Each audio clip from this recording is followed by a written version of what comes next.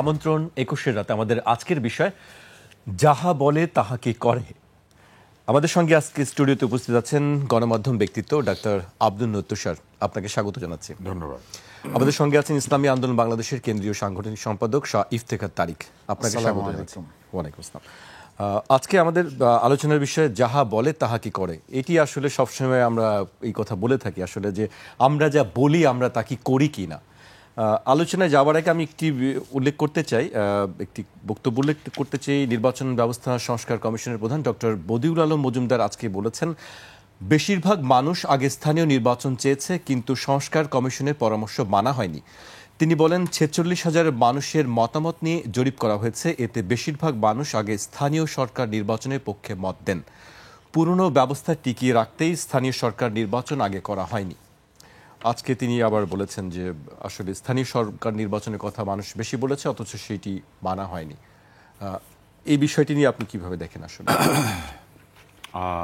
প্রথম বিষয় হচ্ছে যে স্থানীয় সরকার নির্বাচন আগে হবে কেন, এটার যুক্তিটা কি? এটার যুক্তি এতটুকুই যে আমরা এটা করতে চাই, অথবা ওনারা সেটা চেয়েছেন আগে করতে কিন্তু করা হয়নি। তো যারা চাইলেন আর যারা করেন নাই, দুইটা তো একই পক্ষ।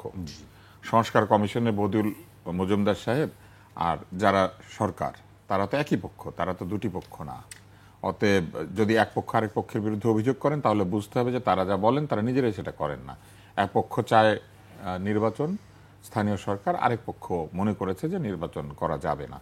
আপনি যদি আমাকে জিজ্ঞেস করেন, আমি বলবো যে আসলে স্থানীয় সরকার নির্বাচন একটা জাতীয় নির্বাচনের আগে করলে সরকারের আইন শৃঙ্খলা পরিস্থিতি রক্ষার ক্ষেত্রে যে দুর্বলতা রয়েছে সেটা অনেক প্রকাশিত হয়ে যেত। কেননা স্থানীয় সরকার নির্বাচনে প্রায় ৫,০০০ ইউনিয়ন পরিষদ আছে। তো এই ৫,০০০ ইউনিয়ন পরিষদের যে নির্বাচন হবে এবং তারপরে আবার উপজেলার যে নির্বাচন হবে, এই সবই হচ্ছে স্থানীয় সরকার নির্বাচন। তো এই নির্বাচনগুলি শেষ করতে গেলে জাতীয় নির্বাচন প্রথমত পিছিয়ে যেত, আর দ্বিতীয়ত যে ধরনের সন্ত্রাস সাধারণ অবস্থা তো এখানে হয়ে থাকে, ওই ধরনের সন্ত্রাসী ঘটনাবলী ঘটার সম্ভাবনাও অনেক প্রবল হতো। এই মুহূর্তে যেহেতু সরকার নিরাপত্তাজনিত কারণে একটু দুর্বল অবস্থানে আছেন, কারণ পুলিশ নিয়ে সমস্যা আছে, এখনো আর্মি আছে, সেক্ষেত্রে বলছিল যে টেস্ট কেস হিসেবে সরকারের করা উচিত ছিল। যারা স্থানীয় সরকার টেস্ট কেস তো সরকার করেছে, ডাকসু নির্বাচন, এটা এক ধরনের বিশ্ববিদ্যালয়ের নির্বাচনের মধ্যে দিয়ে তারা একদল শিক্ষিত ছেলে মেয়ের নির্বাচনের মধ্যে দিয়ে তারা একটু টেস্ট করেছে নিজেদের অবস্থা। কিন্তু আপনি যদি আমাকে বলেন, আমি শুধু সিটি কর্পোরেশনের নির্বাচন হলেই ভালো হতো বলে মনে করি। সিটি কর্পোরেশনের নির্বাচন হয়ে গেলে যেটা ঘটতো সেটা হচ্ছে যে বড় জায়গা প্রত্যেকটা সিটি কর্পোরেশন এবং প্রত্যেকটা সিটিতে একাধিক আসন আছে।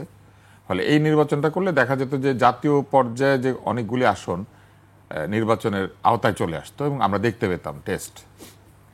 ঢাকাতে আপনি চিন্তা করেন কতগুলো আসন, তাই না? তারপরে চট্টগ্রামে কতগুলো আসন, রাজশাহীতে আসন আছে, এরকম খুলনাতে আছে। তো এই সিটি কর্পোরেশনগুলো নির্বাচন হলে আমার মনে হয় যে ভালো হতো। কিন্তু ইউনিয়ন পরিষদ নির্বাচন করতে গেলে সরকার হয়তো ঝামেলাতেই পড়তেন। ফলে আমি মনে করি যে স্থানীয় সরকার নির্বাচন না করাটা একটি ওয়াইজ ডিসিশন। আর এর পরেরটা যদি আপনি আমাকে জিজ্ঞেস করেন, সেটি হচ্ছে যে জাতীয় নির্বাচনই আসলে এই সরকারের দায়িত্ব, স্থানীয় সরকার নির্বাচন করে না। কেননা দেশে গণতন্ত্র নাই এবং গণতান্ত্রিকভাবে দেশ পরিচালিত হতে গেলে একটি গণতান্ত্রিক সরকার লাগবে। গণতান্ত্রিক সরকার এসে গণতান্ত্রিক পদ্ধতির চর্চা করবে। তাই আপনি সব কিছু তৈরি করে দিয়ে তারপরে গণতান্ত্রিক সরকার এনে দিবেন, এইটা না করে বরং গণতান্ত্রিক সরকারকে এটা দিলে পরে আমরা বুঝতে পারবো যে তারা আসলে প্রকৃত গণতান্ত্রিক কিনা। ধরেন আপনি সব ঠিকঠাক করে গুছিয়ে তারপরে একটা গণতান্ত্রিক সরকারের হাতে দিলেন, এরা যে 5 বছর পরে আবার ওই রকম হয়ে উঠবে না অগণতান্ত্রিক, এটার পরীক্ষাটা কে দিবে? 5 বছর তাইলে অপেক্ষা করতে হবে বা 4 বছর অপেক্ষা করতে হবে। তাহলে এই স্থানীয় সরকার নির্বাচনটা যদি তারা এসে করেন তাহলে আমরা টের পেয়ে যাব যে আসলে আমরা গণতান্ত্রিক সরকার পেলাম কিনা, এদের মধ্যে ওই জোর জবরদস্তির ইলেকশন করার চেষ্টা আছে কিনা, এদের মধ্যে গুন্ডা পান্ডার জিতিয়ে আনার ইলেকশন করার যে পদ্ধতি সেটা আছে কিনা। তাই আমি মনে করি যে জাতীয় নির্বাচনটা করাটাই বরং প্রায়োরিটি হওয়া উচিত। জি, শাহ ইফতেখার তারিক, আপনার কাছে আসতে চাই। স্থানীয় সরকার নির্বাচনের পক্ষে বেশিরভাগ মানুষ, তারা যে জরিপ করেছেন সেখানে বলছেন যে বেশিরভাগ মানুষ চাইছেন স্থানীয় সরকার নির্বাচন। আপনার কি মনে হয় আগে স্থানীয় সরকার নির্বাচন না জাতীয় নির্বাচনটাই করা উচিত? এটার জন্য খুব বেশি অপেক্ষা করার প্রয়োজন নাই, মানে বোঝার দরকার নাই যে মানুষ আসলে কি চাচ্ছে। মানুষ স্থানীয় সরকার নির্বাচন চেয়েছে, এটা আমরা শুরু থেকেই বলছিলাম যে মানুষ স্থানীয় সরকার নির্বাচন চাচ্ছে। কেন চাচ্ছে, কারণটা কি? আব্দুল নূর তুষার ভাই কিন্তু বেশ কয়েকটা গুরুত্বপূর্ণ পয়েন্ট বলেছেন ওনার সপক্ষে, এগুলি ঠিক আছে, কিন্তু এর বাইরেও কিছু বিষয় আছে। সেই বিষয়গুলি যদি আমরা দৃষ্টিপাত না করি তাহলে আমরা ভুল পথে পরিচালিত হতে পারি, আমার কাছে মনে হয়। দেখেন, লক্ষ্য করেন যে একটা ইউনিয়ন পরিষদের চেয়ারম্যান সে পলাতক। একেবারে বেসিক যে প্রয়োজনগুলি আছে, যারা আওয়ামী লীগের, এবং গত নির্বাচন কি হয়েছে তো আমরা সবাই জানি, অল্প কিছু ইউনিয়ন পরিষদে যেখানে ওদের সাথে যুদ্ধ করে বিজয় অর্জন করতে হয়েছে, তারা ছাড়া বাকি ইউনিয়ন পরিষদের চেয়ারম্যানরা পলাতক, মেম্বাররা পলাতক। এখন সে বিদেশ যাবে, তার একটা সার্টিফিকেট দরকার, একটা জন্ম নিবন্ধনেরই দরকার। এই জিনিসগুলি কোনো ব্যবস্থা নাই। মানুষ একটা সংকটে পড়ছে, এখানে যাচ্ছে ওখানে যাচ্ছে। আপনি ঢাকার রাস্তাঘাটে চলতে পারবেন যে কি অবস্থা, এই উত্তর দক্ষিণ যাই বলি না কেন, এটা তো একেবারে খানাখন্দে ভরপুর। তো একটা সিটি কর্পোরেশন নির্বাচন হওয়া উচিত ছিল, এবং আমি মনে করি ইউনিয়ন পরিষদের নির্বাচনও হওয়া উচিত ছিল। এতে করে অনেকগুলি সুবিধা হতো। এই সরকার যে আমাদেরকে একটা নির্বাচনের মূলা দেখাচ্ছে, আমরা ভাবছি যে একটা ভালো নির্বাচন করবে তারা, এবং কি যেন একটা শব্দ প্রায়ই আমাদের প্রধান উপদেষ্টা বলেন যে ইতিহাসের সবচেয়ে শ্রেষ্ঠ নির্বাচন, উৎসবমুখর নির্বাচন উপহার দিবেন। সেটা কত দূর হবে সেটাও তো একটা পরীক্ষা আমরা নিতে পারতাম, আমরা বুঝতে পারতাম যে আসলে কি। আব্দুল নূর তুষার ভাই ঠিকই বলেছেন যে এটা অনেক বড় চ্যালেঞ্জ যে ইউনিয়ন পরিষদ অনেক, এত বিশাল কর্মযজ্ঞ সামাল দেওয়ার ক্ষমতা কি সরকারের আছে? না, ইউনিয়ন পরিষদ নির্বাচন সবগুলো তো আর একসাথে হয় না। এটাকে ভাগ ভাগ করে করা যেত, বিভাগওয়ারি করা যেত, বা বিভিন্নভাবে এটা করা যেত। তাহলে পার্ট বাই পার্ট আমরা বুঝতে পারতাম যে এই সরকার আসলে সক্ষমতা কতটুকু, এবং এই অবস্থায় নির্বাচনটা ভালো হওয়ার সম্ভাবনা ছিল, কারণ এখানে কোনো রাজনৈতিক দল ক্ষমতায় নাই। আগামী দল ক্ষমতায় আসার পরে সে আসলে স্বৈরাচার নাকি আসলে মানে গণতান্ত্রিক, এটা বোঝার জন্য একটা গল্প মনে পড়ছে যে এক চোর ঘরে ঢুকেছে, তখন স্ত্রী তার স্বামীকে বলল যে চোর ঢুকেছে, তো বলল যে দেখি কি করে। তো দেখি কি করে বলতে বলতে এইটা নিচ্ছে ওইটা নিচ্ছে, স্ত্রী আবার বলছে যে নিয়ে যাচ্ছে, কিন্তু বলে যে দেখি কি করে। তো আমরা 54 বছর শুধু দেখি কি করে এই অবস্থায় গেলাম। আমি ওনাকে দ্বিমত করছি না, ওনার মতকে আমি শ্রদ্ধা জানিয়ে বলছি যে আমার মনে হচ্ছিল যে স্থানীয় সরকার নির্বাচন হলে সরকার একটা পরীক্ষায় পড়তো। এই পরীক্ষা দেওয়াটা সরকারের জন্য জরুরি ছিল। আরেকটা গুরুত্বপূর্ণ পয়েন্ট উনি বলেছেন যে সরকার কেন করলো না, সরকারই বলল, সরকারই করলো না। ওই যে যাহা বলে আপনার যাহা বলে তাহা কি করে, যাহা বলে তাহা যদি না করে সঙ্গত কারণে, তাহলে তাকে যে ভাষায় অভিহিত করা হয় সেই ভাষাটা আমি এখানে উচ্চারণ করতে চাই না। ইসলামের একটা পরিভাষা আছে, যাহা বলে সেটা যদি কেউ না করে তাহাকে খুব একটা শব্দে প্রকাশ করা যায়। কিন্তু সরকার কি সঙ্গত কারণে করলো না, নাকি কারো চাপে করে নাই? এটা নিশ্চয়ই আমরা অনুধাবন করব। একটা রাজনৈতিক শক্তি তারা এটা কোনোভাবেই এটা বরদাস্ত করতে চায় নাই। অতএব সরকারকে পরিপূর্ণ এই ক্ষেত্রে আমি দায় দিব না, কারণ যেহেতু বিএনপি এটা চায় নাই, সে একদম মানে স্ট্রংলি এটাকে করেছে। অতএব সরকার তো, এই সরকারের শক্তি কোনগুলি, রাজনৈতিক দলগুলি যারা এখন আছে, তারাই তো এই সরকারকে টিকিয়ে রেখেছে। অতএব বিএনপি চায় নাই, তাই এটা হয় নাই। এখন আদতে এটা অন্তর্বর্তীকালীন সরকার হলেও প্রকারান্তরে এটা কিন্তু আমার কাছে মনে হচ্ছে যে অনেকটাই বিএনপির ভূমিকাই শেষ পর্যায়ে এসে পালন করছে, এটা আমার কাছে মনে হচ্ছে। কারণ হচ্ছে তারা শক্তিশালী দল, বড় দল, তারা যেটা চাইবে সেটা হবে, যেটা চাইবে না সেটা হবে না, এটাই আমার কাছে এখন মনে হচ্ছে। আরেকটা হইল যে মোটামুটি এই আমার কাছে মনে হয় যে স্থানীয় সরকার নির্বাচনটা হলে হয়তো ভালো হতো। এখন তো আর সেই সুযোগ নাই, এখন জাতীয় নির্বাচনের যেহেতু সময় ঘোষণা করা হচ্ছে, জাতীয় নির্বাচনের দিকেই এখন যেতে হবে। এখানে আরেকটা এইমাত্র মনে পড়লো, কিছু ইউনিয়ন পরিষদে যারা আওয়ামী লীগের ছিল না, যেমন আমাদের অনেক ইউনিয়ন পরিষদের চেয়ারম্যান ছিল, তারা কিন্তু পলাতক না, তারা আছেন। এখন তারা কি চ্যালেঞ্জের সম্মুখীন হচ্ছেন? এখন একটা দল চাচ্ছে এরাও পলায় যাক, এরাও পালায় গেলে তখন ওইখানে ওই ইউনিয়ন পরিষদ যে সুযোগ সুবিধাগুলি নেওয়ার যে বিষয়গুলি আছে, তার দখলে নেওয়ার যে সুযোগ সুবিধাগুলি আছে, সেটার জন্য তারা আপ্রাণ চেষ্টা করছে এবং সেটার জন্য তারা নানা রকম ফন্দিফিকেশন করছে। তারা মানে এর বিরুদ্ধে বিভিন্ন জনকে উস্কাইয়া বক্তব্য দেওয়াচ্ছে, এটা করাচ্ছে, মেম্বারদেরকে উস্কাচ্ছে। তো এই সৎ ইউনিয়ন পরিষদ চেয়ারম্যান যারা বহাল ছিল, যারা পালিয়ে যায় নাই, তাদেরকেও পালানোর জন্য আরেকটা রাজনৈতিক দল পরিবেশ এবং পরিস্থিতি তৈরি করছে। জি, আপনার কাছে আবারও আসবো। আপনি একটি কথা বলছেন যে চ্যালেঞ্জের কথা বলছিলেন। আজকে জামায়াত ইসলামের আমিরও সেই চ্যালেঞ্জের কথা বলছিলেন যে বাংলাদেশের রাজনীতিতে ভারতের হস্তক্ষেপ একটি বড় ধরনের চ্যালেঞ্জ, তিনি সেই কথাটি উল্লেখ করছেন। আমরা কয়েকদিন ধরেই শুনছি যে ভারতের আশীর্বাদ বা চ্যালেঞ্জ, হস্তক্ষেপ, এই কথাগুলো আমরা শুনছি। আমি ডক্টর আব্দুল নূর তুষারকে কাছে জানতে চাই, আসলে এই কথাগুলো ভারত নিয়ে আমরা সব দলের থেকেই কথা শুনছি, যে এখনও কি আসলে ভারতের হস্তক্ষেপ, চ্যালেঞ্জ, আশীর্বাদ, এই বিষয়গুলো কি আছে? কি মনে হয় আপনার কাছে? আমি এই প্রশ্নে আসার আগে আমার ভাইয়ের কয়েকটি মন্তব্য নিয়ে একটু কথা বলি। ভাই বলেছেন যে এই সরকার পরীক্ষা দিবে। এই সরকার পরীক্ষা দিবে কার কাছে, কেন দিবে? এই সরকার তো ভবিষ্যতে সরকার হিসেবে কাজ করবে না। পরীক্ষা কে দেয়? পরীক্ষা দেয় হচ্ছে যে ভবিষ্যতের জন্য প্রস্তুত হচ্ছে একজন নাগরিক, মনে করেন সে এসএসসি পরীক্ষা দেয়, এইচএসসি পরীক্ষা দেয়, গ্র্যাজুয়েশন করে, মাস্টার্স করে, পিএইচডি করে, পরীক্ষার পর পরীক্ষা দিতে থাকে। কেন? কারণ সে তার যোগ্যতা প্রমাণের চেষ্টা করে।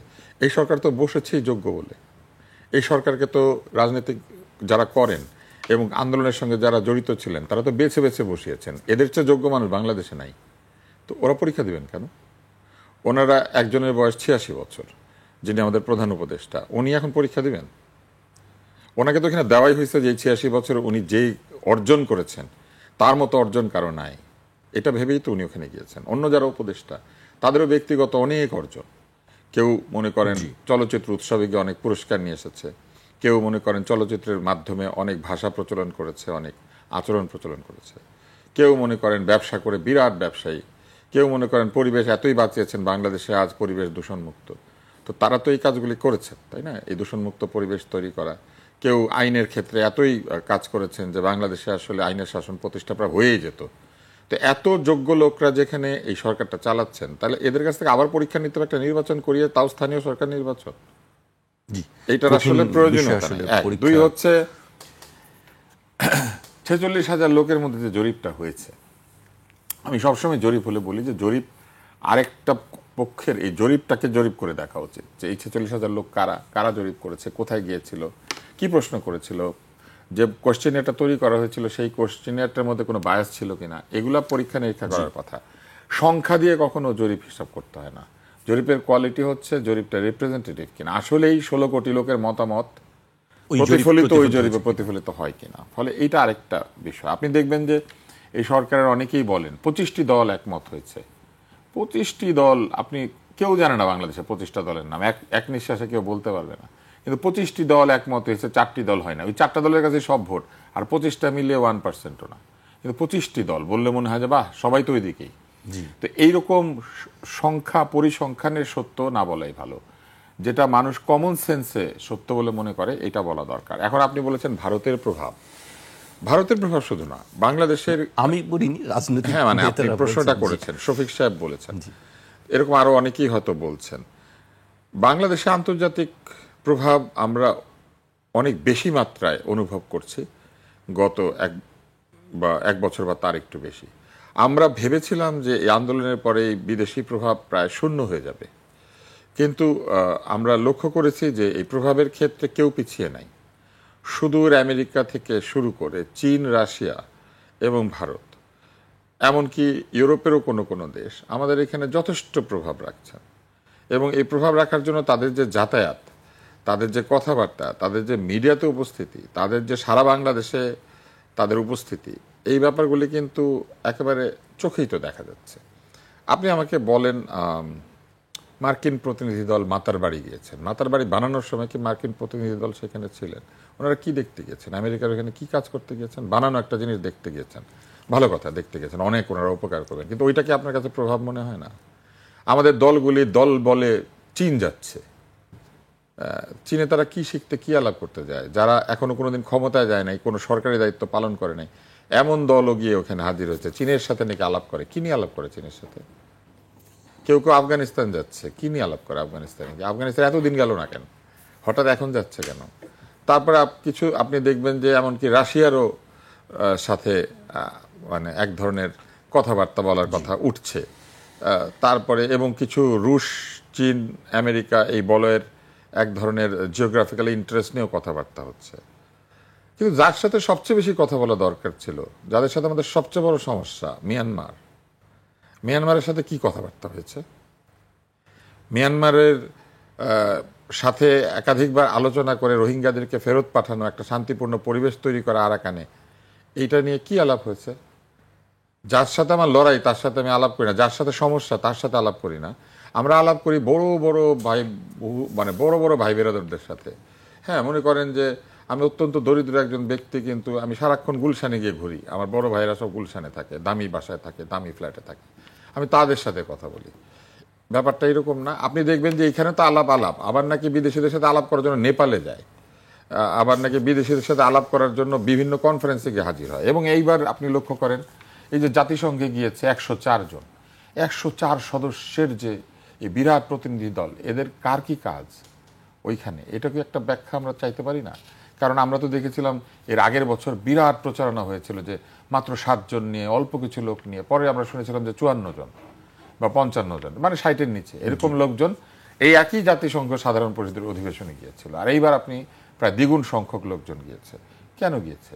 এই জাতিসংঘ সাধারণ পরিষদের অধিবেশনে যারা ক্ষমতায় যায় নাই, এমন রাজনৈতিক দলের নেতা নেত্রীদের কাজ কি? তারা কি ওখানে বক্তৃতা দিবেন? তারা কি ওখানে কোনো প্রেজেন্টেশন দিবেন? তারা কি ওইখানে কোনো সভা সমিতিতে জাতিসংঘ কর্তৃক আমন্ত্রিত হয়ে কথা বলবেন? এই জিনিসগুলো তো আমাদের জানা দরকার। কারণ রাষ্ট্র কি তাদের জন্য খরচ করেছে নাকি তারা নিজের খরচে গিয়েছেন, এগুলো তো জানা দরকার। তো এই কারণে আমার কাছে মনে হয়েছে যে আসলে বিদেশি প্রভাব সকলেই যেহেতু দিচ্ছে, তাহলে ভারত আর পাকিস্তানের সমস্যা কি? তারাও দিবে। পাকিস্তানের প্রভাব, ভারতের প্রভাব, সেটাও আমরা দেখতে পাবো, এবং সেটা দেখতে পাওয়াটাই আসলে আমরা অভ্যস্ত হয়ে গিয়েছি। আমি আপনাকে একটা প্রশ্ন করি, ভারত আমাদের সাথে সীমান্ত বন্ধ করে দিয়েছে ব্যবসা বাণিজ্যের জন্য। আমাদের প্রচুর পণ্য এই 7 ভগিনী, 7 বোনের স্টেটে যেত, সেইখানে আমাদের সিমেন্ট, চিপস, চানাচুর, বিস্কুট, এরকম অনেক পণ্য যেত, কনজিউমার গুডস যেত, জুস, এগুলো যেত। এটা বন্ধ করে দিলে এগুলো যায় না। কিন্তু ভারত থেকে পণ্য আমদানি বন্ধ আছে, ভারত থেকে বিদ্যুৎ আমদানি বন্ধ আছে। আদানি নাকি বিরাট একটা বাজে চুক্তি করেছিল, সেই চুক্তি কোনো সংশোধিত হয়েছে? আদানি তো বিদ্যুৎ দিচ্ছে, আরো নাকি বিদ্যুৎ কেনার ব্যাপারে আলাপ আলোচনা হচ্ছে। তাহলে ভারতের ব্যবসায়িক প্রভাব তো কমে নাই। ভারতে ইলিশ মাছ যাওয়া বন্ধ হয়েছে, বরং অর্ধেক দামে ভারতে ইলিশ মাছ গিয়েছে। তাহলে সেই প্রভাব তো কমে নাই। এবং তারা সস্তা ইলিশ মাছও খেতে পারছেন, তারা দামে বিদ্যুৎও বিক্রি করতে পারছেন। তা আমার কাছে মনে হয় যে এই ভারতীয় প্রভাব, এই প্রভাব, সেই প্রভাব, এগুলা না বলে বরং যারা এগুলো বলছেন তারাই কিন্তু এই প্রভাবিত হওয়ার কারিগর। জনগণ কি প্রভাবিত হয়? রাজনৈতিক দলগুলি প্রভাবিত হয়। রাজনৈতিক দলগুলি আপোষ করে, আতাত করে, মীমাংসা করে, দূতাবাসে ঘুরে। আমি, আপনি, আমরা যারা সাধারণ মানুষ, আমি জানি না আমার ভাই কয়বার দূতাবাসে গিয়েছেন, কতবার গিয়েছেন দূতাবাসে? একবারও যায় নাই। এই যে রাজনীতি করে, তাহলে কারা যায় এই দূতাবাসগুলোতে? কারা গিয়ে সেখানে অনেক আলাপ আলোচনা করে? কারা তাদের বিভিন্ন দিবসে আমন্ত্রিত হয়? আপনি পেয়েছেন আমন্ত্রণ, আমি পেয়েছি আমন্ত্রণ, উনি পেয়েছেন আমন্ত্রণ, আমরা তো পাই না। যারা পায় তারা যায়, তারা ওখানে গিয়ে খায়, যাদেরকে প্রয়োজন তাদেরকে ওখানে গিয়ে খায়, ওখানে গিয়ে আলোচনা করে, ওখানে আনন্দ ফুর্তি করেন। খারাপ অর্থে বলছি না, উৎসবের দিনগুলিতে দাওয়াত পান, বিভিন্ন সময় দাওয়াত পান, তো তারাই তো সেখানে যান। প্রভাব কিছু পড়লে তাদের উপরই তো পড়বে, আমাদের উপর তো পড়বে না। আমরা তো তাদের কথায় কর্ম করি, রাজনীতিবিদরা তো আমাদেরকে পরিচালিত করেন। তো তারা না গেলেই হয়, আলাপ আলোচনা না করলেই হয়, বা করলে পরে নিজের মতামতকে প্রতিষ্ঠিত করার মতো যথেষ্ট সমানে সমানে আলোচনা করলেই হয়। এই কথা বলার তো কোনো কারণ নাই যে আমাদের উপরে প্রভাব, এটা একটা চ্যালেঞ্জ। বড় দেশ, বড় ক্ষমতা, তারা তো প্রভাব বিস্তার করতে চাইবেই। বড় ভাইয়েরা তো ছোট ভাইয়ের উপরে হালকা কিছু না হলেও একটা চাটি মেরে বলবে, যা 2টা সিগারেট আর একটা 4টা সিঙ্গারা নিয়ে আয়। এটা তো বলবেই বড় ভাইয়েরা, এটা তো সংস্কৃতি। তো এই 2টা সিগারেট আর 4টা সিঙ্গারা, যদিও সিগারেট খুব খারাপ জিনিস, কিন্তু বড় ভাই খারাপ হলে সিগারেট আনতে বলে। তো ওই খারাপ বড় ভাই 2টা সিগারেট আর 4টা সিঙ্গারার জন্য তো চটকানা দিয়ে পাঠায়। আপনি যদি বড় ভাই অ্যাটিচিউড দেখান তাদের প্রতি, তারাও বড় ভাইকে করবে, এটাই তো স্বাভাবিক। জি, আমি এ পর্যায়ে শাহ ইফতেখার তারিক ভাইয়ের কাছে আসতে চাই। আসলে এই ভারতের হস্তক্ষেপ বা আশীর্বাদ নিয়ে আপনিও নিশ্চয়ই কয়েকদিন ধরে দেখছেন সংবাদ মাধ্যমগুলো বা নেতারাও কথা বলছেন, এটা আসলে কি এই হস্তক্ষেপ বা আশীর্বাদ? একটা বাংলায় একটা প্রবাদ চালু আছে, গরিবের বউ সবার ভাবি।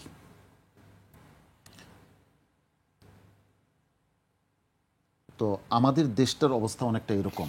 এটা আমাদের জন্য দুর্ভাগ্য। সারা পৃথিবীর মধ্যে সবচেয়ে সমৃদ্ধ জনপদ ছিল আমাদের এই দেশ, এই বাংলা। সেই সময় থেকে আমরা নানামুখী আগ্রাসনের শিকার। আমাদের এই দেশের সম্পদ লুট করার জন্য, আমাদের উপর প্রভাব বিস্তার করার জন্য সময়ে সময়ে প্রচুর আগ্রাসন হয়েছে। আমাদের এখানকার ভূমিপুত্ররা সেই আগ্রাসন মোকাবেলার জন্য অনেক সংগ্রাম করেছে, ত্যাগ তিতিক্ষা করেছে, 12 ভূঁইয়ারা করেছে, ইসাখা করেছে, অনেক অনেক লড়াই হয়েছে।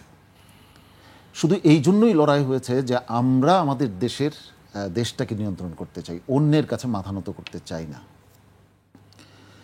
কিন্তু এই যে মানসিকভাবে যারা গরিব, যারা অন্যের দাসত্ব করতে পছন্দ করে, সেই রাজনৈতিক নেতৃত্বের হাতে যখন দেশ চলে যায়, বা তারাই যদি আমাদের রাজনৈতিক মানে নেতা হয়ে যায়, তখন দেশের এই পরিণতি হওয়া ছাড়া আর কোনো কিছুই আমরা আশা করতে পারি না। আব্দুল নূর তুষার ভাই ঠিকই বলেছেন, যে চিত্রগুলি তুলে ধরেছেন, বিভিন্ন দেশের প্রক্সি ওয়ারের কেন্দ্র হয়ে যাচ্ছে আমাদের এই বাংলাদেশ। এটার সুযোগ কিন্তু আমরাই করে দিয়েছি। এই 5ই আগস্টের পরে আমরা আশা করেছিলাম যে এবার একটা সুযোগ এসেছে, আমরা আমাদের দেশকে শাসন করব এবং অন্য দেশের সাথে, ভারতের সাথে আমরা শত্রুতা তো চাই না। আমরা কি চাই? আমি আমি যখন গিয়েছি, আমি ভারতের জনগণকে আমার কখনো মনে হয়নি, আমার প্রতিপক্ষ মনে হয়নি। আমরা কোনটাকেই করতে চাই, যে ভারতের যে হিন্দুত্ববাদী সরকার, তারা আমাদের দেশের উপর যে অন্যায়গুলি করছে, সেই অন্যায়গুলি যেন আমরা হতে না দিই, বরং তাদের সাথে যেন আমাদের সুষ্ঠু বাণিজ্য চলে, সব কিছুই চলবে। কারণ প্রতিবেশীকে তো আমরা বদলাতে পারবো না। অতএব প্রতিবেশীর সাথে ন্যায়সঙ্গত মানে সমানে সমান যেন আমরা ব্যবসা করতে পারি, সম্পর্ক রাখতে পারি, এটাই তো আমাদের চাওয়া। কিন্তু দেখবেন অগ্রিম অনেকেই দাসখত দিয়ে বসে আছেন যে আমরা কিন্তু আপনাদের বিরোধী না, আমরা কিন্তু আপনাদের পক্ষে আছি, বিভিন্ন রকম। কেউ সাক্ষাৎকার দিচ্ছেন, আবার একটু পরেই বলছেন যে না, এই সাক্ষাৎকার আমি দেই নাই, আবার পরে স্বীকার করছেন যে হ্যাঁ সাক্ষাৎকার দিয়েছে কিন্তু এগুলি বলি নাই। এগুলি কিন্তু মানে ব্যাখ্যা বিভিন্ন রকম করা যাবে, কিন্তু মানুষ কিন্তু বিষয়টা বোঝে দিন শেষে। আমাদের দেশ সাধারণ মানুষ। আমি একজন রিক্সাওয়ালাকে আসার সময় বক্তৃতা দিতে শুনছিলাম আজকে, সে একা একা বক্তব্য রাখছে। আমি একটু কান পাতলাম যে সে তার কথাগুলি কি সঠিক, দেখলাম যে সে একদম টু দি পয়েন্টে সে হিট করছে। তো আমাদের দেশের হোক সে রিক্সাওয়ালা, হোক সে অশিক্ষিত, বা একেবারে মানে আমরা যাদেরকে বলি আর কি। কি বলছিলেন সে রিক্সাওয়ালা? সে আমি একেবারে সুনির্দিষ্টভাবে বলতে চাই না, যাদেরকে আমরা এত আশা করলাম, যাদের মাধ্যমে সুশৃঙ্খলতা চাইলাম, তারা কিন্তু সেই শৃঙ্খলা প্রতিষ্ঠা করতে পারছেন না, এবং এর জন্য তারা দায়ী করছে একটা দুইটা রাজনৈতিক দলকে। এই যে কথাগুলি মানুষের ক্ষোভের থেকে প্রকাশিত হচ্ছে, এই ক্ষোভটাকে আমাদের আমলে নেওয়া দরকার। ভারতের ব্যাপারে আমি শুধু এতটুকু বলবো, ভারতের চারিত্রিক অতীত থেকে যদি আমরা এটা দেখি, ভারত আসলে কিভাবে অ্যাক্ট করে। ভারত হায়দ্রাবাদকে নিয়ে গেছে, ভারত সিকিমকে নিয়ে গেছে। আমি এইগুলির ইতিহাস পড়লে আমি অবাক হয়ে যাই। স্বাধীন রাষ্ট্র হায়দ্রাবাদ, সিকিম এগুলি নিয়ে গেছে। এটা কিন্তু ভারত গিয়ে সেগুলি দখল করে নাই, ওর ভিতরকার রাজনৈতিক নেতৃত্ব ভারতের হাতেগুলি তুলে দিয়েছে। লেন্দুব দর্জি সিকিমের ছিল, হায়দ্রাবাদের যারা এই তুলে দিয়েছে ওরা ওই হায়দ্রাবাদেরই ছিল। তো আজকে আমি বলবো, আমাদের দেশের যারা দেশপ্রেমের কথা বলেন, দেশকে গঠনের কথা বলেন, আমি আশা করব তারা অন্তত আমাদেরকে একটু দেশপ্রেমের পরীক্ষা দিবেন, আমাদের দেশটাকে আর বিক্রি করে দিবেন না। জি, আমি পর্যায়ে বিরতিতে যেতে হচ্ছে আমাকে একটা। দর্শক, বিরতি নিচ্ছি, বিরতির পর আবারও ফিরবে 21 রাতে, আমাদের সঙ্গেই থাকুন।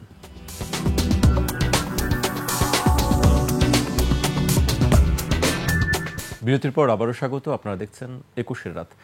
আমাদের সঙ্গে আছেন গণমাধ্যম ব্যক্তিত্ব ডাক্তার আব্দুল নূর তুষার এবং ইসলামী আন্দোলন বাংলাদেশের কেন্দ্রীয় সাংগঠনিক সম্পাদক শাহ ইফতেখার তারিক।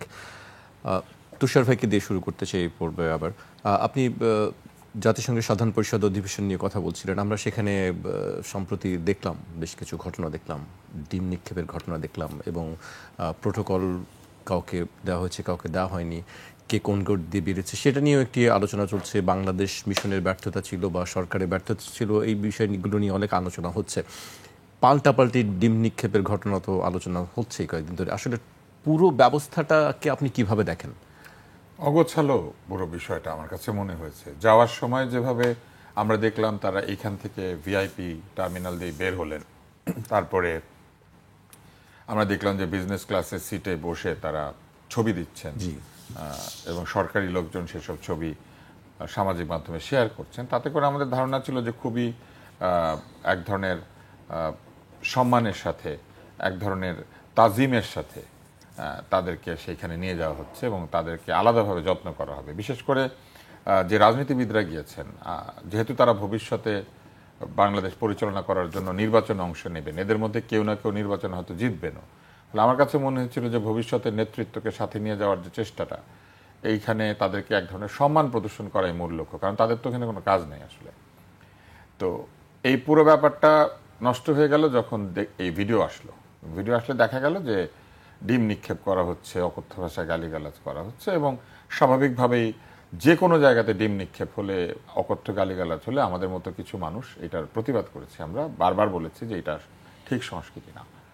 কিন্তু এই প্রতিবাদের ক্ষেত্রে শুধুমাত্র যারা ডিম ছুঁড়েছে তাদেরকেই শুধু দোষী করলে হবে না। বাংলাদেশেও প্রচুর ডিম ছোড়াছুড়ি হয়েছে, আদালতের মধ্যে, আদালতের বারান্দায়, বয়োজ্যেষ্ঠ লোককে প্রহারও করা হয়েছে। এমনকি আমরা দেখেছি যে এমনভাবে আহত করা হয়েছে যে হাসপাতালেও যেতে হয়েছে। তো এই কাজগুলি যখন হয়েছে তখন তো আমরা বারবার বলেছিলাম যে সরকারের এই নিরাপত্তা দেওয়াটা খুবই জরুরি। অপরাধীকে নিরাপত্তা দেওয়াই হচ্ছে আইনের শাসন প্রতিষ্ঠা, কারণ অপরাধী বিচার হবে, বিচারের জন্য তাকে টিকিয়ে রাখতে হবে এবং বিচারের মুখোমুখি তাকে করতে হবে। যদি আমরা নিজেরাই বিচার করে ফেলি তাহলে তো বিচারের শাসন হলো না, সুবিচার হলো না। সুবিচার প্রতিষ্ঠিত করতে গেলে অপরাধীকে বিচার পর্যন্ত নিরাপদে রাখতে হয় এবং শাস্তি যখন সে পায় ওই শাস্তি প্রাপ্তরত অবস্থায় নিরাপদে রাখতে হয়। জেল হচ্ছে খুবই নিরাপদ একটা জায়গা, তাই না? কেন ওইখানে আপনাকে আটকে রাখা হয়েছে, কিন্তু জেলের মধ্যে আপনি যাতে পুরো শাস্তি ভোগ করেন সেই জন্য আপনাকে বাঁচিয়ে রাখার চেষ্টাটাও থাকে। আপনি 18 বছরের শাস্তি পেয়েছেন, 2 বছর পরে আপনি নাই হয়ে গেলেন, ব্যাপারটা এরকম না। 18 বছর যদি আপনি খাটেন, 16 বছর 14 বছর যদি খাটেন, তাহলে হচ্ছে এটা শাস্তি। ফলে এই যে আদালতের বারান্দায় ডিম নিক্ষেপ হয়েছে, তারপরে আদালতের বারান্দায় প্রহার হয়েছে, অকথ্য গালিগালাজ তো আদালত ছাড়াও হচ্ছে, মানুষের বাড়ির সামনে গিয়ে হচ্ছে, অকথ্য ব্যবহার ছবি ঝুলিয়ে করা হয়েছে। এই অনুষ্ঠানে আপনি এইগুলি নিয়ে প্রশ্ন করেছেন। ফলে সেই অকথ্য ব্যবহার আন্তর্জাতিকভাবে আমরা রপ্তানি করতে পেরেছি এবং আমাদের রপ্তানির যে একটা সাফল্য, এই সফলতা দেখে আমরা দুঃখ পেল। আমার কাছে মনে হচ্ছে যে বিষয়টাকে অনেকেই তেমন কিছু মনে করছেন না। অনেকে কিন্তু এটাও লিখেছেন, আবার ডিমের পক্ষে যারা, তারা লিখেছেন যে এটা প্রতিবাদের ভাষা। প্রতিবাদের ভাষা বুঝলাম, এটা নাকি আমেরিকাতেও মারে, এটা নাকি দেখেছি সব জায়গাতেই মারে। ডিম মারা তাদের দেশে, হ্যাঁ ডিম মারা, নুডলস ছড়িয়ে মারে, হ্যাঁ অনেক কিছু, নুডলস ছড়িয়ে মারে, খাদ্য বস্তু তারা টমেটো ছড়িয়ে মারে। হ্যাঁ, কিন্তু আমাদের সংস্কৃতিতে আমরা সাধারণত খাদ্য বস্তুকে সম্মান করি। আমরা তো অনাহারের দেশ ছিলাম। আপনি দেখবেন যে আমাদের বাবা মা বলেন যে পুরোটা খেতে হবে, খাবার নষ্ট করবে না, দানা নষ্ট করলে এটা অন্যায়, আরেকজন খেতে পারত। এবং আপনি জানেন এই সংস্কৃতি কোরিয়াতে আছে, তারা খাবার নষ্ট করে না, কারণ তারা দুর্ভিক্ষ মধ্যে দিয়ে গিয়েছিল। আপনি জার্মানিতে গেলে দেখবেন তারা খাবার নষ্ট করতে চায় না, বিশেষ করে বয়োজ্যেষ্ঠরা এসে আপত্তি করে কেউ যদি রেস্টুরেন্টে খাবার রেখে চলে যায়। বিভিন্ন উন্নত দেশে বুফেতে খাবার নষ্ট করলে উল্টো টাকা দিতে হয়।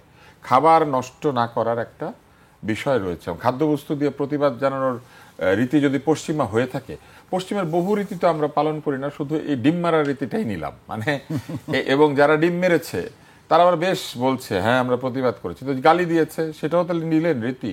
তাহলে তো এটাই হবে সেই গালাগালির সংস্কৃতি, যে সংস্কৃতি থেকে আমরা বের হতে চেয়েছিলাম। আমরা ভেবেছিলাম এই গালাগালির সংস্কৃতি, এই অপমানের সংস্কৃতি, এই তুচ্ছাতি তুচ্ছ তাচ্ছিল্য করার যে সংস্কৃতি, সেইখান থেকে আমাদের রাজনীতি, সেইখান থেকে আমাদের প্রতিবাদ বের হয়ে আসবে। প্রতিবাদীরা মুখোমুখি বসতে পারবেন, প্রতিবাদের স্লোগান সেই রকম স্লোগান হবে যে স্লোগানে মানুষের রক্ত জেগে ওঠে, কিন্তু সেখানে কোনো অশ্লীলতা নাই। যখন বাংলাদেশের মানুষ স্লোগান দিয়েছিল পদ্মা মেঘনা যমুনা তোমার আমার ঠিকানা, এটা প্রতিবাদের স্লোগান ছিল না? ছিল কিনা বলেন? জি অবশ্যই, এটি আমাদের মুখে মুখে ছিল তো। তাহলে লড়াই লড়াই লড়াই চাই, লড়াই করে বাঁচতে চাই, এই লড়াইয়ে জিতবে কারা, কৃষক শ্রমিক সর্বহারা, হয় নাই সেই স্লোগান? এটার মধ্যে অশ্লীলতা ছিল। অনেকে প্রতিবাদ করেন নারায়ে তাকবীর দিয়ে, সেখানে কোনো অসুবিধা আছে? যার যার মতো সে প্রতিবাদ করতে পারে এবং সম্মানের শব্দ দিয়েও প্রতিবাদ করতে পারে। এইটাই হচ্ছে আমি মনে করি যে আমাদের অর্জন করা দরকার ছিল। সেটা তো হলোই না, উল্টো ডিমের পক্ষে এবং ডিমের বিপক্ষে তর্ক শুরু হলো। একদল ডিম তার্কিক আমরা দেখলাম যে তৈরি হলেন। আমি অবশ্যই নিন্দা করি। আমি মনে করি যে সংস্কৃতি বদলের যে চেষ্টাটা, এই চেষ্টাটা আসা উচিত ছিল। আমি এখনো মনে করি যারা বৃহৎ রাজনৈতিক শক্তি হিসেবে নিজেদেরকে দাবি করেন তাদের মধ্যে থেকে। কারণ বড় বদলালে অনেকটা বদলায়, জি, ছোট বদলালে অল্প একটু বদলায়। তো বড়রা যদি বদলে যেতেন, ছোটরা বাধ্য হয়েই বদলাতো। কিন্তু আমি দেখছি যে বড়রা যতই বড়, ততই তাদের মধ্যে এই ধরনের প্রবণতা। এটা ঠিক না। জি, আপনার কাছে আবারও আসবে এই পর্যায়ে। আমি শাহ ইফতেখার তারিকের কাছে আসতে চাই। পিয়ার নিয়ে তো আলোচনা আপনাদের প্রতিদিনই হচ্ছে। আমি সেই আজকে সালাউদ্দিন আহমেদ আবারও কথা বলেছেন পিয়ার নিয়ে, আমি সেই কিছুটি উল্লেখ করতে চাই। পিয়ার, তিনি বলেছেন পিয়ার চাওয়ার একটি উদ্দেশ্য হলো বেশি সিট পাওয়া, আরেকটি উদ্দেশ্য হচ্ছে অনৈক্য ও অস্থিতিশীল পরিস্থিতি তৈরি করা যাতে মেজরিটি পার্টি ক্ষমতায় না আসতে পারে। এ সময় যারা কম জনপ্রিয় তাদের জন্য পিয়ার লাভজনক বলেও মন্তব্য করেন তিনি। সালাউদ্দিন আহমেদ আরও বলেছেন কোন পদ্ধতিতে ভোট হবে তা জানতে জামায়াতকে সংবিধানে খুলে দেখতে হবে। তিনি বলেন কোনো রাজনৈতিক দলের অসাংবিধানিক ও রাজনৈতিক অবৈধ কোনো আবদার মেনে জাতিকে বিপদে ফেলা যাবে না। এই সরকার সাংবিধানিক সরকার, তাই সাংবিধানিক ধারাবাহিকতা রক্ষা করে আইনানুগভাবে সরকারকে চলতে হবে। কি মনে করেন আপনি তার এই বক্তব্যকে? জি, ধন্যবাদ আপনাকে।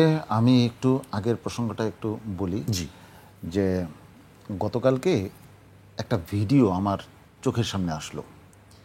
একটা বড় দলের শ্রমিক সংগঠনের দুইজন ব্যক্তি একটা ব্যবসায়ীকে চাঁদা দেয় নাই, মামলা করেছে। এই কারণে তারা এসেছে তার কাছ থেকে আবার টাকা নেওয়ার জন্য, এবং মামলা করলো কেন এই জন্য। এটা আমার ভিডিওটা চোখের সামনে আসলো। বোধহয় 3 মিনিট আমি বারবার চেষ্টা করছিলাম কানে আঙুল দেওয়ার জন্য। মানে প্রতিবারই যে ভাষায়, সেই বড় দলটি কোন দল? আমি নাম উল্লেখ করার প্রয়োজন নাই, কারণ এতে করে হয়তো অনেকে না বুঝে আহত হবে। তো আমি তাদেরকে আহত করতে চাই না, কারণ আমি যদি আহত করি তারা হয়তো আমাকে পাল্টা আহত করার চেষ্টা করবে। যাই হোক, আমি বুঝাতে চাচ্ছি আমি কোনো দলটাকে উদ্দেশ্য করা না। আমাদের সংস্কৃতি, রাজনৈতিক সংস্কৃতিটা কোন জায়গায় গেছে। সে একটা শ্রমিক সংগঠনের একটা দায়িত্বশীল, একটা নেতৃস্থানীয় পর্যায়ে আছে। সে পুরোটা সময় ওই ব্যক্তির মাকে তুলে যে ধরনের গালিগালাজ করেছে, এবং তাকে বারবার মেরে ফেলবো, তোকে একেবারে মেরে ফেলবো। তো আসলে তো আমরা পরিবর্তিত হই নাই। আমি কাউকে দায়ী করছি, কাউকে দায়ী করে হয়তো টকশো কাটানো যাবে, কিন্তু আমাদের এখন মূল্যায়নের সময় এসেছে যে আমরা কি আসলেই এক ছটাক পরিবর্তিত হয়েছি? আমাদের আগের সংস্কৃতির থেকে আমরা কি নতুন কোনো উন্নত সংস্কৃতিতে এসেছি? আসি নাই তো। যেহেতু আসি নাই, আমি একটা টকশোতে বলেছিলাম যে অবধারিতভাবে আমি দেখতে পাচ্ছি যে এই গণ অভ্যুত্থানই শেষ না, সামনে আরও একটা ভয়ঙ্কর আগ্নেয়গিরি বোধহয় বাংলাদেশে অপেক্ষা করছে। কারণ হলো, দেখেন, যারা রাস্তায় নেমে এসেছিল তারা কিন্তু এইগুলি চায় নাই। এইটাই যদি বহাল থাকে, তাহলে এই রক্ত ব্যয়, এই আত্মত্যাগ, এই যে মানুষ নেমে এসেছিল, ওই যে আব্দুল নূর তুষার ভাই বললেন যে তোমার আমার ঠিকানা পদ্মা মেঘনা যমুনা, এবং মুক্তিযুদ্ধের যে গানগুলি আমাদের ওই জুলাই আগস্টে আমাদের পশমকে দাঁড় করাইয়া দিত, যে মনে হলো যে আমরা ওই সময় মুক্তিযুদ্ধে জন্মগ্রহণ করতে পারি নাই, আজকে মানুষের সাথে মিলে, মানুষের কাঁধে কাঁধ মিলিয়ে রাস্তায় নেমে আসি এবং রাস্তায় নেমেছি। তো আসলে কোনোই পরিবর্তন হয় নাই, আমাদের চারিত্রিক পরিবর্তন হয় নাই। আর এই চারিত্রিক পরিবর্তন, উনি বলছেন বড়দের, ঠিকই বলেছেন, কিন্তু আমি বলবো যে মাছের পচন ধরে হচ্ছে মাথায়। আমাদের রাজনৈতিক নেতৃত্বের মাথায় পচন আছে। এই মাথার পচন যদি না সরে, আমাদের দেশ পচনের হাত থেকে বাঁচবে না। আব্দুল নূর তুষার ভাই আগেরবার একটা বলছেন এই সরকার আসলে কি পরীক্ষা দেবে, এই সরকারের তো সামনে কোনো টার্গেট নাই। 1/11 সরকারের মানে সরকারের সামনেও কিন্তু কোনো টার্গেট ছিল না, কিন্তু তাদের মধ্যে আমরা বায়াসনেস দেখেছি ওই সময়টায়, এবং তারা প্রথমে যা বলল পরে কিন্তু আর সেটা রক্ষা করতে পারে নাই। আমি শুরু থেকেই বলে আসছি এই সরকার শুরুতে যা বলেছে শেষে তা করতে পারবে কিনা আমার যথেষ্ট সন্দেহ ছিল, সংশয় ছিল। আজকে মনে হয় এই সংশয়টা শুধু আমার মধ্যে নাই, এটা মানে সকলের মধ্যেই এই সংশয়টা আছে।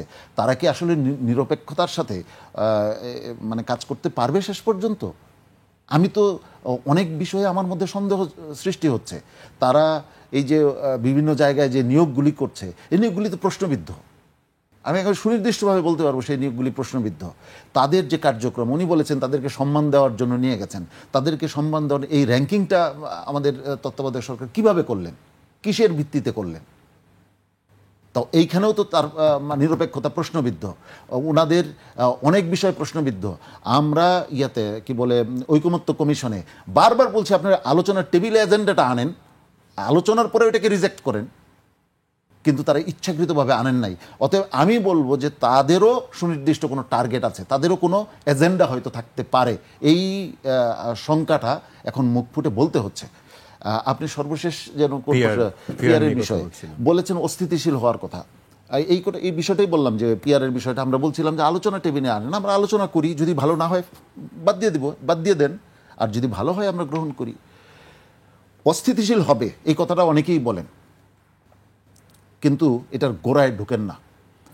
দেখেন, গত 15 বছর দেশ সবচেয়ে বেশি স্থিতিশীল ছিল, 15-16 বছর। এতে কি আপনি কি করবেন? সবচেয়ে স্থিতিশীল ছিল। তা আমরা কি ওই স্থিতিশীলতা চাই? যদি সেটাই চাই, তাহলে আমাদের 54 বছরে একটার পর একটা নির্বাচন হয়েছে, আমাদের দেশ তো স্থিতিশীল ছিল। পিআর হইলে অস্থিতিশীল হয়ে যাবে? তো পিআর তো হয়েই নাই কখনো আমাদের এখানে। আমরা তো এই পদ্ধতিতে নির্বাচন, আপনি 91 দেখেন, 91-এর সরকার একটা সুন্দর সুষ্ঠু ভোটের মাধ্যমে সরকার ক্ষমতায় গেল। আপনার কি মনে আছে মাগুরা নির্বাচনের কথা? আমি তখন মাগুরায় ছিলাম, আমার সচক্ষে দেখা মাগুরা নির্বাচনের সেই ঘটনা। তারপরে পরবর্তী সরকার যখন ক্ষমতায় আসলো, তখন ওই তত্ত্বাবধায়ক সরকার দিয়ে মানে ওই 91-এর সরকারের বিরুদ্ধে তত্ত্বাবধায়ক নিয়ে আন্দোলন হইলো, সংসদ বর্জন হইলো, প্রতিবারই সংসদ বর্জন হইলো, সমস্ত আন্দোলন চলে গেল রাজপথে। ঠিক আছে, তো এফপিটিপি পদ্ধতিতে আমরা তো এতবার করলাম, আপনারা এটা করে দেখেন। আধুনিক রাষ্ট্রবিজ্ঞানীরা কি বলেন যে সরকার অস্থিতিশীল হোক তাতে কিছু আসে যায় না, রাষ্ট্র স্থিতিশীল হোক। সরকার এবং রাষ্ট্র যদি আমরা গোলায় ফেলি, রাষ্ট্র তো চালায় প্রতিষ্ঠান, সাংবিধানিক প্রতিষ্ঠানগুলি রাষ্ট্র চালাবে। আমি এটা বলেছি যে আমরা যখন এক দেশ থেকে আরেক দেশে যাই, একজন পাইলট বিমান চালায়, তার সাথে আরও 3 জন পাইলট থাকে। এক পাইলটের হার্টে অ্যাটাক করলো, সেই মুহূর্তে কি করা হয়? তাকে সরাইয়া আরেকজনকে তার জায়গাটা দখল করে। তো এতে কি বিমান স্থিতিশীল হয়? বিমান তো স্থিতিশীল হয় না, কিন্তু পাইলট কিন্তু পরিবর্তন হয়ে যাচ্ছে, এবং দুইজনও পরিবর্তন হইতে পারে। তো এই ব্যবস্থাটা রাখা হয়। তো পিআর পদ্ধতিতে আমরা মনে করছি যে সরকার অস্থিতিশীল হওয়ার যে শঙ্কাটা করছেন, এর কিছুটা বাস্তবতা আছে, কিন্তু রাষ্ট্র স্থিতিশীল হবে না, এটা আমরা মনে করছি। আর অস্থিতিশীল অবস্থায় আমাদের কাম্য না। উনি বললেন যে একজন অপরাধীর যে মানবিক মর্যাদার কথাটা বললেন, এইটার সাথে আমি একটু পূর্ণ একমত। আমি এই জায়গায় আসি যে রাষ্ট্র স্থিতিশীল, কিন্তু নাগরিক হিসাবে আমার কোনো মর্যাদা নাই, এটা কি আমি চাই? এটা তো চাই না। তো উনি পিআর চাচ্ছেন না, এটা ওনারা তো চাইবেন। আরেকটা বিষয় বলছেন যে ছোট দলগুলির সুবিধা হয়, যাদের কম সমর্থন আছে। কথা তো সত্য, আপনি ছোট দলগুলিকে করেন, মানে অ্যাকোমোডেট করেন, সংসদে নিয়ে আসেন, তাহলে রাজনৈতিক সংস্কৃতি উন্নত হবে এবং সেখানে ডিবেট হবে। রাস্তায় অমুকের গালে জুতা মারো, মানে কি স্লোগান, এইগুলি কমবে। এটা উন্নতি সংস্কৃতির দিকে যাওয়ার জন্য এটা আমরা পিআরকে চাই। জি, আমরা শেষ পর্যায়ে চলে এসেছি। তুষার ভাইকে দিয়ে শেষ করব। আজকে কৃষি ও স্বরাষ্ট্র উপদেষ্টা একটি বক্তব্য দিয়েছেন, কথা বলেছেন স্বরাষ্ট্র মন্ত্রণালয়। আমি সেই বক্তব্যের কিছু একটু উল্লেখ করতে চাই। তিনি বলেছেন আরাকান আর্মিরা ইয়াবা ব্যবসার সঙ্গে জড়িত, তাদের কাছ থেকে ইয়াবা নিয়ে বিনিময়ে বাংলাদেশ থেকে সার, ওষুধ, চাল পাচার হয়। তিনি বলেন বেশি সার দিলেই পাচার হয়ে যায়, তাই কোথাও অতিরিক্ত সার দেওয়া হবে না। প্রয়োজনের বেশি সার দিলে এমনটা হয়। আমি যতদিন দায়িত্বে থাকবো ততদিন সারের দাম বাড়বে না। শেষ লাইনটা গুরুত্বপূর্ণ, যে উনি দায়িত্বে থাকলে সারের দাম বাড়বে না, কিন্তু প্রয়োজনীয় সার পৌঁছাতেও হবে, কারণ খাদ্য উৎপাদনও কমতে পারবে না। ফলে উনি যদি এই দুইটা মেনটেন করতে পারেন তাহলে অবশ্যই তিনি সফল হিসেবে আমাদেরকে মেনে নিতে হবে। আর প্রথম যে অংশটা, এটা কিন্তু সারা পৃথিবীতেই এই যারা কিনা প্রথাগত যোদ্ধা বা বাহিনী না, তারা তাদের এই যুদ্ধের খরচ আনার জন্য নানা ধরনের অন্যায় কর্মকাণ্ড করে থাকে। আপনি জানেন নিশ্চয়ই যে আফগানিস্তানে পপি ফুলের চাষ হতো প্রবল পরিমাণে, কিন্তু আপনি কি পাচার ঠেকাতে পারবেন? এবং থাইল্যান্ডেও এটা হয়েছে, কম্বোডিয়াতে হয়েছে, ভিয়েতনামে হয়েছে। যেখানে এই ধরনের যুদ্ধ চলে, যেটা প্রথাগত যুদ্ধ না এবং যেখানে প্রচুর টাকা দরকার হয়, আফ্রিকাতেও কিন্তু আপনি জানেন নিশ্চয়ই যে হীরার খনি, ব্লাড ডায়মন্ড নামে একটা ছবি আছে, সেটা দেখলে বোঝা যায় আফ্রিকার প্রাকৃতিক সম্পদ লুটপাট করে সেইটা দিয়ে এরা এই খরচ জোগাড় করে। অতএব আরাকান আর্মি এগুলো করতে পারে, এটা খুব অস্বাভাবিক কিছু না। কিন্তু পাচার হয়ে যাচ্ছে যে ব্যাপারটা পাচার হয়ে যাচ্ছে, ওরা যেটা বেচে সেটা ছোট ছোট, কিন্তু সার তো বস্তায় করে নিতে হয়। ফলে এত এত সার পাচার হতে গেলে মানুষের চোখের সামনে দিয়ে যেতে হবে। সার তো পকেটে করে পাচার হওয়া সম্ভব না। সার বলেন আর কীটনাশক, সার, চাল, কীটনাশক, ঔষধ যেতে পারে, কারণ ওরা যেটা আনে ওইটা এক ধরনের ঔষধ, অ্যামফেটামিন। তো এই অ্যামফেটামিনের বদলে ওরা হয়তো জীবন রক্ষাকারী ওষুধপত্র নেয়, এটা হতে পারে, মানুষ পকেটে টকেটে করে নিতে পারে, ছোটখাটো ব্যাগে করে নিতে পারে। কিন্তু সার, কীটনাশক এবং চাল, এই সব দ্রব্য লুকিয়ে লুকিয়ে নেওয়া খুবই কঠিন। এইটা যদি যায় তাহলে বুঝতে হবে যে এদিক থেকে যাতে যায় সেখানেও কেউ না কেউ পৃষ্ঠপোষকতা করে, কারণ এত ভারী জিনিসপত্র এটা খুব সহজে যাওয়ার কথা না, এবং এটা নিতে গেলে রাস্তা দিয়ে নিতে হবে। মাথায় করে সার পাচার করা পার্বত্য অঞ্চল দিয়ে খুবই কঠিন, কারণ উঁচু নিচু। নদী দিয়ে যদি যায় সেটা আটকানো খুবই সোজা। নদীতে আপনি ইজিলি যেসব বাহন যাচ্ছে, আমরা প্রত্যাশা করি যে পাচার বন্ধ করার জন্য বিশেষ করে সরকারের আমাদের কোস্ট গার্ড আছে, আমাদের নৌবাহিনী আছে, তারা যদি ঠিক মতো কাজ করেন, স্থলে পুলিশ আছে, কারণ নদীতে তো হেঁটে হেঁটে গিয়ে সার ওঠে না, স্থলপথে গিয়ে সারটা নদী পথে যায়, তাই না? তো এই জন্য নদী পথে এবং স্থলপথে যেহেতু আমাদের পাহারা দেওয়ার যথেষ্ট সক্ষমতা আছে, তাহলে সার এবং চাল এই দুইটা পাচার হওয়াটা খুবই অস্বাভাবিক। আমাদেরকে সময় দেওয়ার জন্য আপনাদেরকে অনেক অনেক ধন্যবাদ। আজকে এখানে শেষ করতে হচ্ছে আমাকে। দর্শক, আজ এখানেই শেষ করছি। আবার দেখা হবে রোববার রাত 12টায়। আপনারা সবাই সুস্থ থাকুন, নিরাপদে থাকুন, আর 21-এর সঙ্গে থাকুন।